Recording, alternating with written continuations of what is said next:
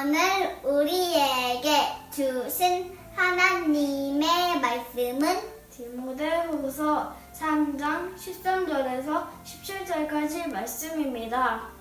악한 사람들과 속이는 자들은 더욱 악하여져서 속이기도 하고 속기도 하나니. 그러나 너는 배우고 확신한 일에 거하라. 너는 내가 누구에게서 배운 것을 알며 또 어려서부터 성경을 알았나니 성경은 능히 너로 하여금 그리스도 예수 안에 있는 믿음으로 말미암아 구원에 이르는 지혜가 있게 하느니라. 모든 성경은 하나님의 감동으로 된 것으로 교훈과 책망과 바르게 함과 의로 교육하기에 유익하니. 이는 하나님의 사람으로 온전하게 하여 모든 선한 일을 행할 능력을 갖추게 하려 함이라. 아멘.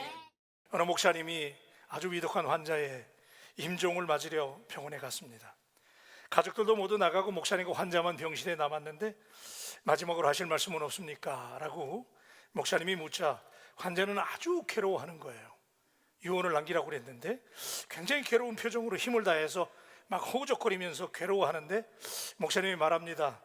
말하기가 힘들다면 형제님 글로 써보시지요. 그래서 종이와 볼판을 환자에게 쥐어주었는데 그런데 환자가 더 버둥거리는 거예요. 막 버둥거리면서 힘들게 몇 자를 적다가 그만 숨을 거두고 말았습니다.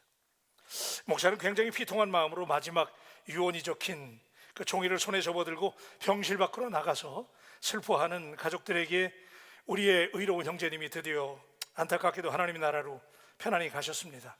이제 고인이 병실에서 저에게 마지막으로 남기신 유언을 이 쪽지에 적었는데 제가 읽어드리겠습니다. 그리고 종이를 펴고 그분이 남기신 마지막 말을 읽으려고 그랬는데 거기 이렇게 적혀 있는 거예요.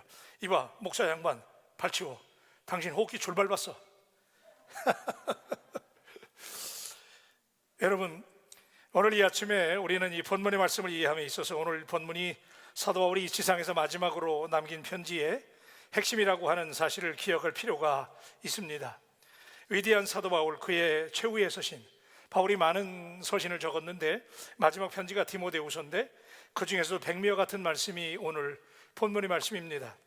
당신이 만약 이 지상에서 당신의 가장 사랑하는 사람에게 마지막 편지를 쓰실 수 있다면, 당신의 인생의 최후의 순간에 마지막 한마디를 남길 수 있다면 당신은 어떤 말을 남기시려고 합니까?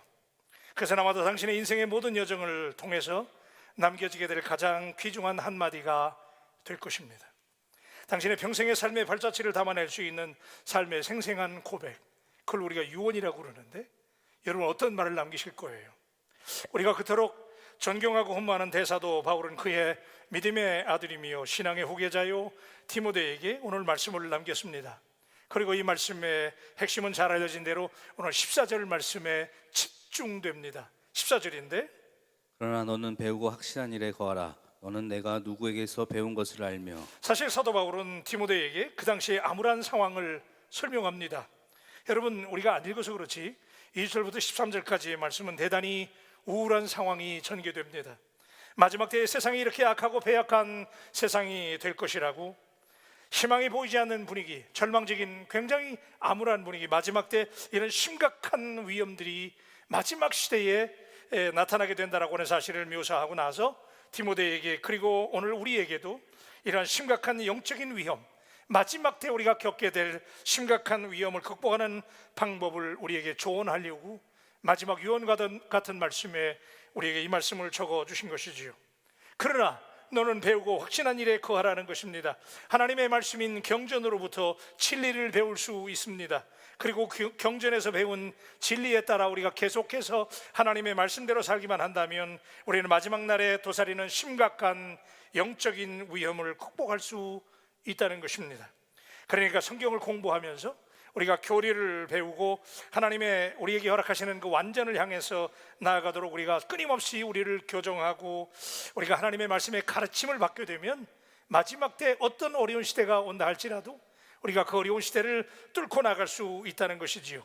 오늘 이 유언적인 명령의 말씀이 21세기를 살아가는 우리 바울 가족들에게 적용되어야 되는 이유는 약 2000년 전에 바울과 디모데가 살았던 세상의 모습, 2000년 전에, 그리고 바울이 디모데를 남기고 먼저 떠나면서 그가 유언적으로 남겼던 말씀, 마지막 때 이런 패역하고 어두운 시대가 올 것이라고 하는 이 암울한 모습이 사실은 오늘 우리 시대의 모습과 너무나 닮았다는 것이죠. 여러분, 대단히 흥미로운 것은 오늘 말씀의 핵심인 14절을 이끄는 접속사예요. 우리가 1절부터 13절까지는 굉장히 심각한 말씀이 계속 나오는데, 그리고 나서 14절 말씀에 이렇게 등장해요. 14절, 그러나 너는 배우고 확신한 일에 거하라. 여러분, 여기 그러나라는 말 한번 따라 하실래요? 그러나. 아침부터 세게 하셔야 됩니다. 그러나. 여러분, 우리가 무슨 말 하다가, 그죠? 무슨 말 하다가 중간에 앞에서 막 칭찬하고 중간에 가다가 그러나 하면 어떻게 되는 거예요? 예? 그 앞에 한 말 다 뒤집어지는 거잖아요. 그죠? 예. 이 용어도 마찬가지예요. But 그 앞에 여러 가지 마지막 때 되어질 일을 쫙 설명을 해요. 굉장히 암울한 분위기예요. 그런데 14절이라서 그러나 그래요. 누가 저에게 목사님 너무 멋지세요. 목사님 진짜 멋지세요. 그러나 그러면 그때부터 제가 긴장해요. 거기서부터 뒤집어지잖아요. 그러나, 그죠? 한 번 더 따라하세요. 그러나. 자, 그러나, 그리고 그 앞에 굉장히 암울한 이야기를 던지다가 그러나 여기서부터 바뀌는 거예요. 여러분, 그 당시에 디모데 주의와 세상에는 성도들을 유혹하는 굉장히 많은 위험들이 도사리고 있었던 것 같아요. 그래서 오늘 본문 1절이 시작하는 우리가 1절의 말씀, 우리가 이제 14절부터 13절부터 읽었지만 14절의 말씀을 읽어보면 쭉 보면은요, 14절 우리 오늘 디모데서 3장 1절의 말씀을 보면 너는 이것을 알라. 말세에 고통하는 때가 이르러. 와, 너는 이것을 알라. 말세에 고통하는 때가 이른다고 13장이 시작하잖아요. 3장이 쭉 시작을 하는데 There will be terrible times in last day. 마지막 때 terrible한 시간, 굉장히 어려운 시대가 온다는 거예요. 오늘 우리 시대거든요. 자기를 사랑하고 물질 만능이 되고 부모를 거역하기까지 하고 배신하고 쾌락을 하나님보다 더 사랑하고 경건한 척 하지만 능력이 나타나지 않고 진리를 대적하고 오히려 믿음 생활하면 박해를 받게 되고 악한 사람들은 점점 더 악해져서 서로 속이고 속는 세상이 된다는 것이지요. 도무지 여러분 우리가 13절까지 읽어가면 희망이 보이질 않아요. 온통 시꺼먼 구름으로 뒤덮인 암울한 세상, 죄악된 세상이 된다는 거예요. 그래서 이 본문을 여기까지 읽는 독자들의 마음, 오늘 우리들의 마음도 13절까지 읽을 때는 굉장히 우울해요. 게다가 이 본문을 대하면서 우리가 소스라치게 놀랄 수밖에 없는 이유는 오늘 바울이 2000년 전에 얘기했던 마지막 때, terrible times in last day, 이 마지막 때 이런 때가 온다라고 묘사했던 그 상황이 오늘 우리 시대의 모습과 너무나 닮았다는 사실이죠. 바로 이 대목이 오늘 이 말씀이 우리에게 동일하게 적용되어야 될 이유입니다. 여러분, 13절의 말씀, 악한 사람들과 속이는 자들은 더욱 악하여져서 속이기도 하고 속기도 하나니. 요즘 세상이 그렇잖아요, 여러분, 그죠? 악해지다 못해서 이제 서로 속이고 속고 뭐 그냥 세상에 거짓이, 위선이, 탐욕이, 거짓이 얼마나 많은지 몰라요, 그죠? 이렇게 어두운 세상, 암울한 세상, 마지막 때 terrible times in last days. 여러분, 마지막 날 이런 때가 온다는 거잖아요. 오늘 우리 시대 얘기거든요. 너무나 닮았어요. 그런데 14절에 이런 놀라운 반전이 전개되지요. 희망이 보이지 않는 비관적이고 절망적인 시대를 반절시키는 두 가지 명령이 등장해요. 마지막 때 이렇게 어렵고 패역하고 속고 속이는 세상, 배신하고 핍박하고 어려운 시대가 오지만 그러나 이 마지막 때 그러나 우리 한 번 더 따라 하십시다. 그러나. 여러분, 여러분에게 오늘 그러나의 은혜가 임하게 되기를 주님의 이름으로 축원합니다. 세상은 어둡고 캄캄하고 절망적이고 암울하고 잿빛 세상, 요즘 세상에 무슨 희망이 있어요? 죄악이 관영하다 못해서 이렇게 어두운 때가 있나요? 어쩌면 2000년 전에 바울이 말했던 그 시대와 너무나 닮았잖아요. 너무나 똑같아요. 우리에게 희망이 없는 것 같아요. 그런데 바울은 디모데에게 가장 자기의 사랑하는 믿음의 후계자요 아들인 디모데에게 너는 이 두 가지 명령을 그래서 지키라는 거예요. 이 두 가지만 지킬 수 있다면 이 시대를 이길 수 있다는 거예요. 첫 번째 명령, 배우라라는 것이죠. 한번 따라 하십시다. 우리 배우라. 여러분, 이 명령을 다른 말로 바꾼다면 지성의 사람이 되라고 하는 메시지예요. 많은 사람들은 배금주의와 쾌락주의와 이기심에 빠져 살고 있으며 세상이 영적으로 혼란해지고 무질서해진 것 사실이에요. 이러한 혼란의 세상 속에서 하나님이 원하시는 삶을 살아가기 위해서 우리가 어떻게 해야 할까요? 여러분, 요즘같이 어려운 때 어떻게 살아야 돼요? 우리 그리스도인의 이 시대를 어떻게 살아가야 돼요? 성경은 이렇게 말씀하세요. 진리를 알지니 진리가 너희를 자유케 하리라. 아멘. 여러분, 진리가 뭐예요? 진리는 예수 그리스도예요. 여러분, 우리는 배우라 그랬잖아요. 바울이 이 마지막 때, 이 패역한 시대에 이렇게 잿빛 세상, 어두운 세상이 올 때 그러므로 너희는 배우라 하는 것인데, 우리는 예수님을 배워야 합니다. 그분의 삶을 배워야 합니다. 그분이 사신 것처럼 세상을 살아내야 합니다. 배우는 교회와 그리스도인이 되는 것, 이것이 영적으로 혼란한 세상을 돌파하는 첫 번째 하나님의 명령. 여러분이 예수님을 배울 수만 있다면, 예수님처럼 살 수만 있다면 오늘 이 시대를 이길 수 있게 될 줄로 믿습니다. 바울은 그의 사랑하는 믿음의 아들인 디모데에게 마지막 유언적인 당부의 말씀을 남기고 있는데, 이것은 배우라는 거예요. 여러분, 오늘 말씀을 절대로 가볍게 듣지 않게 되기를 바라요. 바울이 마지막 순간에 그의 사랑하는 제자, 후계자 디모데에게 남긴 마치 유언과도 같은 말씀, 끊임없이 배워야 된다는 거예요. 이 말을 다른 말로 바꾸면 이성이 거듭난 그리스도인이 되라고 하는 얘기예요. 옛날에는 우리가 그냥 믿습니까 하면 여러분 아멘 했잖아요. 그죠? 우리 교회는 그런 분 없지만 어떤 데는 막 주무시다가 목사님 믿습니까만 하면 무조건 아멘 하거든. 한번 해볼까요? 믿습니까? 네, 이렇게 아멘 했잖아요. 그런데 그렇게만 믿지 말라는 거예요. 배우라는 거예요. 이성이 거듭난 그리스도인들이 되라는 거예요. 그래서 성경은 제자라고 하는 단어를 그리스도인들에게 소개합니다. 우리 모두가 예수님을 그리스도로 고백하는 그 순간, 바로 우리에게 주어지는 과제는 제자로서의 라이프, 제자로서의 삶이 주어집니다. 이것은 선택의 문제가 아닙니다. 예수 믿는 사람의 필수 과목, 내가 제자가 되고 싶어서 되는 게 아니에요. 내가 선택하는 게 아니에요. 당신이 예수님을 주와 그리스도로 받아들이는 바로 그 순간, right after that time, 바로 그 순간 이후에 여러분에게는 제자로서의 사명이 주어졌다는 사실을 믿으시기를 주님의 이름으로 축복합니다.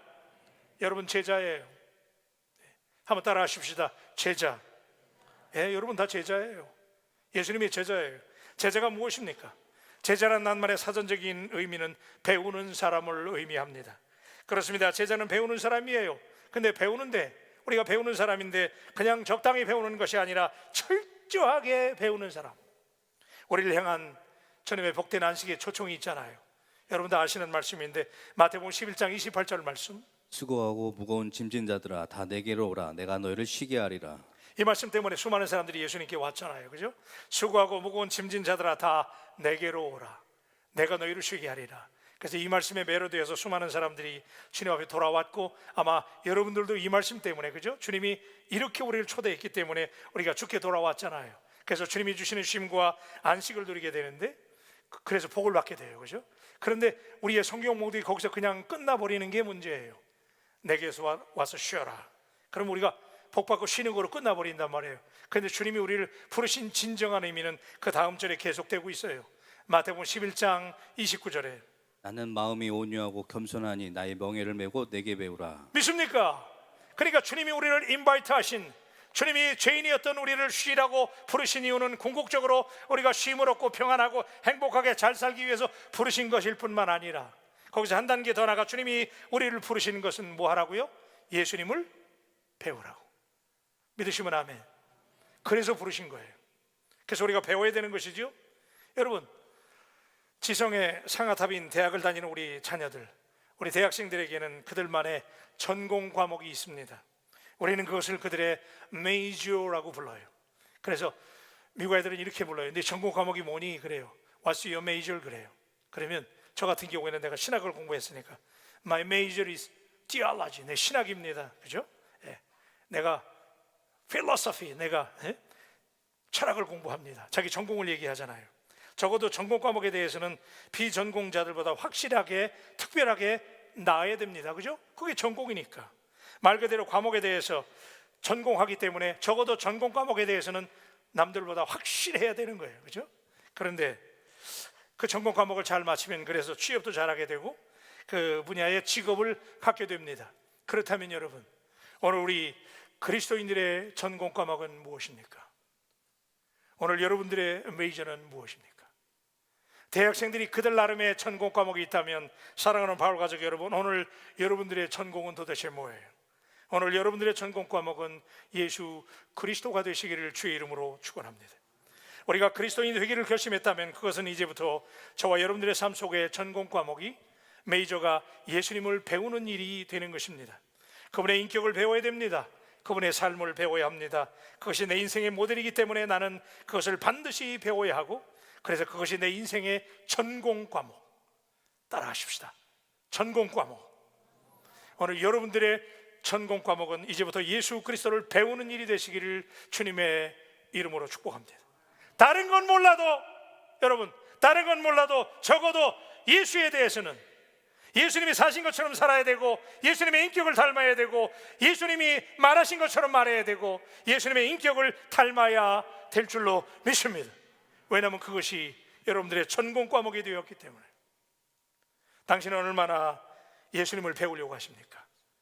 그리스도인으로서 참으로 나는 주님께서 내게 요청하시는 그 배움을 위해서 얼마나 땀 흘리며 노력하시는 참다운 그리스도의 제자입니까? 여러분 얼마나 오래 배워오셨다고요? 수년간 예수 그리스도를 전공해 오셨다는 말인데, 그렇다면 그분을 닮은 당신의 삶의 인생에 피어나는 도대체 무엇입니까? 왜 우리는 이런 본질적인 질문을 스스로 던지지 않은 채 잘 믿는 그리스도인이라고 지금까지 자부해 왔던 것일까요? 그래서 우리가 예수 그리스도를 믿기만 하면 저절로 배움이 이루어진다는 것으로 오해해 왔기 때문입니다. 사람은, 여러분 잘 들으세요, 사람은 오직 배움을 통해서 지속적으로 성장하도록 창조되었어요. 하나님이 인간에게 주신 가장 강력한 본능 중에 하나는 성장 본능이에요. 여러분 살아있는 거 다 성장하잖아요, 그죠? 우리가 성장해야 되는데 어떻게 성장합니까? 성장은 사실은 배움을 통해서 성장하게 된다는 사실을 믿으시기를 바랍니다. 배우지 않으면 성장하지 못해요. 그래서 우리가 우리의 자녀들을 배우게 하려고 그렇게 노력하잖아요. 여러분 우리가 배움을 통해서 성장하게 되고, 성장을 통해서 놀라운 기쁨을 경험하게 됩니다. 영적 성장은 자동적으로 이루어지는 것이 아닙니다. 저절로 자라는 것은 잡초뿐입니다. 성장을 위해서 여러분들이 의도적으로 배우려고 노력하고 배움을 선택할 수 있게 되기를 주님의 이름으로 축복합니다. 여러분 영적 성장은 시간이 흐른다고 자동적으로 그냥 내가 가만히 있는데 자동적으로 이루어지는 것이 절대로 아니에요. 신앙이 성장하지도 못한 채 경력만 쌓여가는 성도들 얼마나 많아요. 전혀 다듬어지지 않았음에도 불구하고, 훈련받지 않았음에도 불구하고 자신은 훌륭한 그리스도인이라고 착각하는 사람이 얼마나 많은지. 영적 성장은 우리가 여러분 자동차를 운전할 때 요즘은 다 그 자동 기어잖아요, 그죠? 알아서 트랜스미션이 알아서 그냥 기어를 변속해 주는데, 영적 성장은요 자동 기어가 아니에요. 영적 성장은 사실은 어떤 의미에서 영적 성장은 수동 기어와 같아요. 여러분들이 배우려고, 그죠? 배움을 선택하고 예수님을 닮으려고 노력하고, 예수님의 인격이 나의 인격이 되고 예수님의 삶이 여러분의 삶이 되기 위해서 노력할 때, 그때 배우게 되는 것이고 그때 성장하게 되는 것인 줄로 믿습니다. 여러분 우리가 분명히 인식해야 됩니다. 그리스도인들의 배움은 저절로 이루어지는 것이 아니라 의지적으로 여러분이 conscious 트레이닝 하는 거예요. 여러분 훈련받지 않으면 우리가 배울 수 없어요, 그죠? 처절한 훈련을 통해서 이루어진다는 사실을 붙잡아야 돼요. 한번 따라 하십시다. 훈련. 크게 한번 하세요. 훈련. 여러분 배움은 그냥 이루어지는 게 아니잖아요. 여러분 다 뭐 배워오셨잖아요. 그거 배울 때 어떻게 하셨어요? 훈련 받아야 되거든요. 훈련 받지 않으면 그냥 내가 제자다, 내가 주님 닮겠습니다, 안 배워져요. 근데 여러분이 훈련 받아야 돼요. 그래서 여러분 제자라고 하는 영어 단어가, 제가 여러분에게 말씀드린 적이 있는데, 제자라는 말은 disciple이라는 말인데, 사실은 우리가 우리 아이들을 훈련한다, 우리 아이들을 양육한다라고 그럴 때 우리가 discipline이라고 그래요. 이 말이 비슷하잖아요, 그죠? 그래서 원래 제자라고 하는 말에서 discipline, 이 훈련이라는 말이 나온 거예요. 같은 말이야. 그러니까 여러분들이 제자가 된다면, 자 아멘 할 준비하세요. 여러분이 주님의 제자입니까? 그렇다면 여러분들은 반드시 디스플린, 스스로 훈련받게 되기를 주님의 이름으로 축복합니다. 그래서 우리 교회가 이제 제자훈련하는 교회, 이제 훈련이 있어야 돼요. 여러분 우리가 잘 배우려면 어떻게 해야 될까요? 배우는 사람에게 가장 중요한 것 중에 하나는 배우는 자세입니다. 배우는 자세, 겸손해야 합니다. 열린 마음이 있어야 합니다. 그렇게 되면 여러분에게 뭐든지 배우겠다고 하는 열린 마음이 있을 때 그때 모든 환경과 상황 그리고 어려운 문제까지도 우리가 배울 수 있는 스승이 됩니다.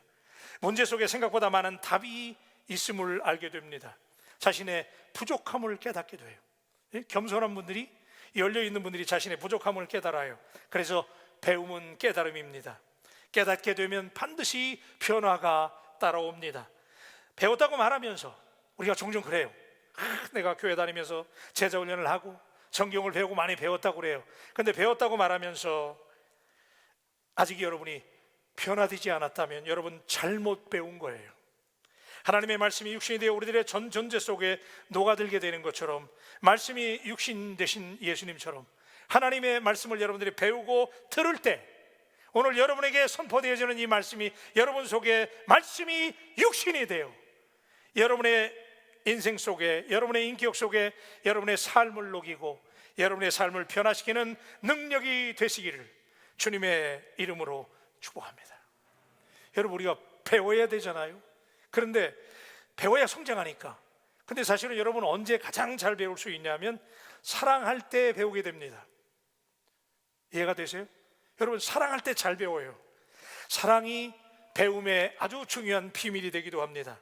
여러분, 우리가 사랑하는 거, 제가 탁구를 좋아해요. 그러면 탁구를 좋아하면요, 탁구를 사랑하게 됩니다. 그러면 탁구를 사랑하게 되면 탁구를 잘 배우게 되잖아요. 그죠? 왜? 사랑하니까. 여러분, 우리가 사랑하는 것은 즐기게 돼 있고 즐길 줄 알게 되면 그때 배움이 이루어지는 거예요. 억지로 안 되잖아요.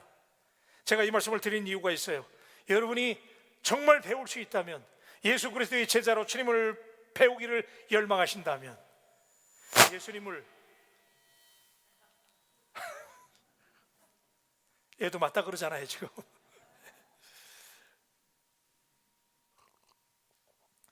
여러분이 예수님을 배우기를 원하십니까? 크게 아멘 하십시다. 여러분이 예수님을 배우기를 원하십니까? 그렇다면 예수님을 더 사랑하실 수 있게 되기를 주님의 이름으로 축원합니다. 두 번째는 이 어려운 시대에 배워라. 그래서 지성이, 우리의 이성이 거듭난 그리스도인이 되어라. 근데 두 번째는 확신하라는 거예요. 한번 따라 하실래요? 우리 확신하라. 여러분, 열심히 배우고 훈련해서 또 교회 열심히 다니면서 하나님의 말씀을 많이 들어서 우리가 제자의 길을 잘 가고 있어요. 우리가 참 훌륭한 제자 같아요. 근데 그것으로 다 된 것일까요? 단순히 배우고 익히는 단계를 넘어서서 이제는 그 배운 것을 확고하게 붙잡는 단계가 필요한 거예요. 오늘날 이 땅의 교회와 그리스도인들이 세상에 영향력을 미치지 못하고 무기력하게 통화되고, 요즘 우리 교회들이, 우리끼리 얘기지만 비판을 좀 듣잖아요. 그죠? 세상을 변화시켜야 될 교회가 세상으로부터 비판의 소리를 듣는 이유, 도대체 왜 이렇게 된 거예요? 우리 한국교회 제자훈련도 많이 있었어요. 설교가 얼마나 좋아요. 그죠? 뭐 요즘에 유튜브만 틀면 그냥 설교가 얼마나 많이 쏟아지는지, 말씀이 홍수 속에 살잖아요. 많이 배웠어요. 왜 이렇게 된 거예요? 여러분, 성경 많이 아시잖아요. 많이 들었잖아요. 근데 왜 이렇게 된 거예요? 나름대로 제자훈련도 열심히 하고 예배도 열심히 드리는데 왜 그리스도인들이, 왜 당신이 세상에 오늘 영향을 끼치지 못하고 계십니까? 교회가 세상을 변화시켜야 되는데 유감스럽게도 오늘날 세상이 교회 안에 들어와서, 옛날에는, 그죠? 옛날에 우리가 어렸을 때만 해도 교회가 세상에서 영향력이 대단했어요. 그죠? 그래서 교회가 세상을 이끌고 나가는데 오늘날에는 교회, 세상의 나쁜 일들이 교회 안으로 들어와서 교회를 오염시켜요. 교회가 세상을, 그리스도인이 세상을 바꿔야 되는데 세상이 그리스도인을 바꾸고 세상이 교회를 바뀌어놨어요. 왜 이렇게 된 거예요? 교회가 하나님의 말씀을 배우고, 성도가 제자훈련 받았지만, 많이 들었지만, 하나님의 말씀을 많이 배웠지만 그럼에도 불구하고 확신이 없기 때문에, 듣기만 하고 그 말씀이 우리에게 능력이 나타나지 못하는 이유는 그 말씀을 확신하지 못하기 때문은 아닙니까? 오늘 여러분에게 바울이 디모데에게 전한 말씀, 몰라서 못하는 게 아니잖아요. 사랑하는 바울 가족 여러분, 오늘 믿음을 회복할 수 있게 되기를 주님의 이름으로 축원합니다. 여러분이 알고 있는 하나님의 말씀, 성경에서 들었던 그 수많은 miracle stories, 그 많은 이야기들 여러분 아시잖아요. 그 말씀이 여러분에게 그대로 이루어진다는 사실을 믿음으로 확신할 수 있는 마음이 오늘 이 시간에 있게 되기를 주님의 이름으로 축복합니다. 사람들이 이런 얘기 하잖아요. 현대사회를 가리켜서 지식 정보화 사회다 그래요. 그래서 information oriented society 그래요. 그죠? 요즘에 아는 게 힘이에요. 그래서 우리가 많이 알으려고 그래요. 정보를 많이 가진 사람, 그 사람이 최고예요. 그죠? 그래서 knowing is power. 많이 알으려고 그래요. 우리 자녀들에게 우리가 얼마나 많이 가르치려고 그래요. 그죠? 지식이 귀한 거니까 다양한 지식을 습득해야 됩니다. 아는 것이 힘인 것도 맞습니다. 많이 배워야 됩니다. 그러나 현대인들의 문제는 많이는 알고 있는데 확신이 부족하다는 거예요. 파편처럼 다양한 지식을 많이 공유하고 있지만 활용하지 못하는 이유는 그 지식에 대해서 확신이 부족하기 때문이에요. 여러분, 똑같은 일을 하더라도 확신을 가지고 일을 하는 것과 그렇지 않고 일하는 것은 하늘과 땅 차이라는 사실 여러분 너무 잘 알잖아요. 주님은 종종 무기력한 제자들에게 이렇게 책망하셨잖아요. 믿음이 적은 자들아. 그 다음에 여러분들이 해보실래요? 왜? 의심하였느냐. 그렇죠. 이 말이 뭐예요? 제자들이 예수님을 따라다니면서 기적을 보고 하나님 말씀 배우고 다 했지만 능력이 안 나타나잖아요. 그때마다 주님이 하신 말씀이 믿음이 적은 자들아 왜 의심하였느냐. 여러분, 확신의 반대가 의심이잖아요. 그죠? 그러니까 주님이 제자들에게 뭐 하라는 거예요? 너희가 알고 있는 만큼, 배운 만큼 뭘 가지라고요? 확신을 가지라는 거예요. 여러분, 바울 가족 여러분, 오늘 디모데에게 던진 이 말씀이 오늘 여러분에게 하나님이 주시는 마지막 때를 살아가는 솔루션, 해결책이라는 말씀을 믿으면서 오늘 여러분 마음속에 있는 예수 그리스도의 대한 배움과 삶과 여러분이 들었던 스토리들이 여러분에게 확신이 되기를 우리 주님의 이름으로 축복합니다. 그러니까 오늘 이 말씀은 그거예요. 여러분들이 지성의 사람이 될 뿐만 아니라 확신의 사람이 되라는 거예요. 성경을 많이 배우고 예수님을 많이 배우는 것도 대단히 중요한 기초적인 작업입니다. 그러나 그렇게 해서 깨닫게 된 예수 그리스도, 그분의 삶과 사역에 대한 확신이 오늘 여러분에게 부활되기를 주님의 이름으로 축원합니다.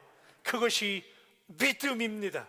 그러니까 확신하라고 하는 이 명령은 당신은 성경을 통해서 듣고 보고 배우는 것을 얼마나 오늘 확신하고 있느냐라고 오늘 우리에게 도전하고 있는 것이지요.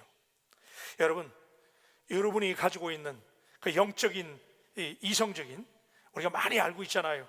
그런데 그런 능력 위에 하나님께서 영적인 능력, 확신을 주셔서 여러분이 믿음이 강해질 수만 있다면 여러분은 최강의 그리스도인이 될 것입니다. 여러분이 아는 것만 가지고 말씀을 듣고 성경을 읽고 많이 알게 되잖아요. 근데 아는 것만 가지고 한계가 있다는 거지요. 그래서 먼저는 이성이 거듭나야 되지만 하나님을, 여러분들이 그 말씀 가운데, 여러분이 배웠던 말씀, 들었던 말씀 가운데 살아계신 하나님을 만나는 확신이 있게 되기를 주님의 이름으로 축복합니다. 네, 확신이 중요해. 우리 옆 사람들에게 한번 고백하십시다. 우리 확신하십시다. 한번 하세요. 그러니까 확신하라고 하는 말씀은요, 다시 말하면 영성의 사람이 되려는 거예요. 바울은 사랑하는 믿음의 후계자인 디모데에게 지금까지 배운 신앙적인 토대 위에 영적인 확신을 가져야만 험한 시대를 돌파할 수 있다는 거예요. 여러분, 지성이 많은 사람, 지식이 많은 사람, 많이 배운 사람들은 견해의 사람이에요.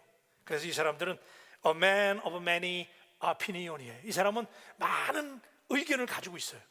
많이 아니까. 그런데 여러분, 세상에 뭐 박사학위를 받고 많이 아는 사람, 견해의 사람들이거든요. 많은 견해를 알고 있어요. 근데 이 사람들이 많은 견해를 가지고 있다고 해서 세상에 뉴스거리는 제공해요. 새로운 얘기 많이 하니까. 근데 그렇다고 해서 그 사람들이 세상을 바꾸느냐? 그렇지 않아요. 여러분, 오늘 뉴스를 보세요. 오늘 세상에 돌아가는 모습을 가만히 보세요. 누가 세상을 바꿉니까? 견해의 사람, 많이 아는 사람이 세상을 변화를 주도하는 것이 아니라 확신하고 행동하는 사람. 아멘 좀 하세요. 아멘. 예, 확실히 얼마가 됐든지 간에 여러분, 하나님의 말씀을 확실하게 믿고 여러분들이 그 말씀을 행동으로 옮기는 사람, 그 사람에 의해서 세상은 바뀌고 하나님의 역사가 나타나게 될 줄로 믿습니다. 그래요. 그래서 우리가 지성의 사람이 되는 것도 중요하지만 확신의 사람, 한 번 더 따라 하십시다. 확신의 사람. 오늘 여러분들이 하나님 앞에 확실한 믿음의 사람들이 되시기를 우리 주님의 이름으로 축원합니다. 헨리 포드 아시지요? 여러분 미국의 세계적인 자동차 왕이에요. 그래서 헨리 포드의 이름을 따서 자동차 코퍼레이션 회사를 만들었잖아요. 근데 헨리 포드가 이런 얘기를 한 적이 있어요. 당신이 할 수 있다고 믿든 당신이 할 수 없다고 믿든 당신이 무조건 옳다는 거야. 여러분 이게 무슨 얘기인지 아세요? 자기가 할 수 있다고 확신하든 할 수 없다고 확신하든 그 확신은 엄청난 힘을 가지고 있기 때문에 안 된다고 확신하는 사람은 안 되는 거고 된다고 확신하는 사람은 된다는 거예요. 그렇기 때문에 확신을 하든 안 하든 옳다는 거예요. 여러분은 어떻게 사실 거예요? 여러분 헨리 포드는요 그 당시에 초등학교도 못 나온 사람이에요. 그런데 이 헨리 포드가 최고 학부를 나온 그 어떤 사람에게도 뒤지지 않는 자산이 있었는데 그것은 내일에 대한 진취적인 꿈과 확신이 헨리 포드에게 있었어요. 여러분 포드의 자서전을 읽어보면 이런 얘기가 나오는데 그가 자동차 회사를 만들게 됐는데 그 자동차를 만들게 된 동기가 어느 날 비가 막 오는 날인데 포드가 길을 지나가는데 냇가리 하나가 있는데 그 냇가를 마차가 그 냇가를 건너가는데 얼마나 힘들게 지나가는지 그 당시에 마차들이 나무 박히니까 그래서 이게 얼마나 힘들게 그 냇가를 지나가는데 헨리 포드가 그걸 보더니 너무나 안타까운 거예요. 그래가지고 저 말이 끄는 저 마차가 저기다가 쇠바퀴를 달면 얼마나 좋을까 그래서 뭘 달아요? 쇠바퀴 이게 말도 안 되잖아요, 그죠? 그런데 포드가 그 생각을 하기 시작하는 거예요. 그리고 그 꿈을 자꾸 생각하고 내가 쇠바퀴를 만들 수 있다라고 확신하기 시작해요. 그래서 마침내 그가 연구를 거듭하면서 마침내 쇠바퀴를 달게 되잖아요. 그래서 그게 자동차를 만들게 된 거예요. 그래서 헨리 포드가 세계적인 자동차 왕이 될 수 있었다는 것은 아주 작은 일이었지만 그의 마음속에 미래에 대한 꿈과 확신이 있을 때 여러분 확신이 있는 사람은 다른 인생을 사는 거예요. 오늘 여러분에게 배우고 확신하라고 하는 이 말씀 오늘 여러분에게 하나님의 능력이 되시기를 주님의 이름으로 축복합니다. 여러분 이 헨리 포드가 믿음의 사람이었거든요. 헨리 포드의 와이프는 기도하는 사람이었어요. 그래서 포드가 어느 날 내가 마차바퀴에다가 쇠바퀴 단다고 그러니까 포드의 와이프가 그걸 가지고 같이 기도한 거예요. 그래서 마침내 성공했잖아요, 그죠?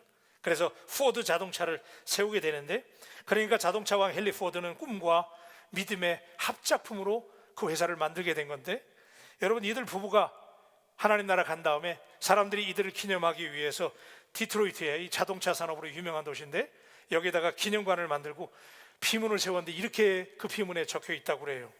헨리 포드는 꿈을 꾸는 사람이었고 그의 아내는 기도의 사람이었다. 오늘 사랑하는 여러분, 기독교 신앙은 연조로 말하는 것이 아닙니다. 좋은 교회에 출석한다고 하는 소문이 중요한 것이 아닙니다. 성경을 많이 배웠다는 역사도 중요한 것이 아닙니다. 정말 중요한 것은 당신이 품고 있는 믿음을 확신하는 것이 가장 중요한 일이고 그것이 능력인 줄로 믿습니다. 한번 따라 하십시다. 믿는 대로 될지어다. 아멘. 여러분이 믿는 대로 되는 거예요. 아멘. 우리가 그 명백한 확신을 가지고 하나님께서 우리 바울교회를 새롭게 하고 여러분의 삶을 새롭게 하고 하나님이 오늘도 일하신다고 하는 분명한 확신을 가지고 살아갈 때 여러분 이 시대가 아무리 어렵고 힘든 세상이 된다 할지라도 여러분은 세상을 이기게 될 줄로 믿습니다.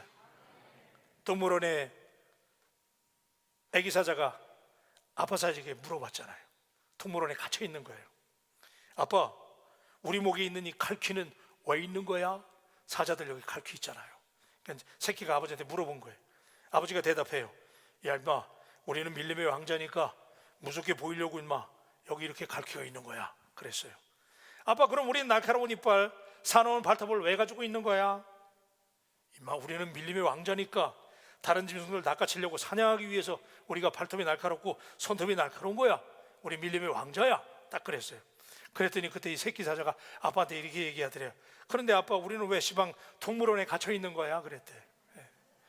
아무리 갈퀴가 낡고 발톱이 날카로우면 뭐 할 거예요? 동물원에 갇혀 있는데 뭐 할 거예요?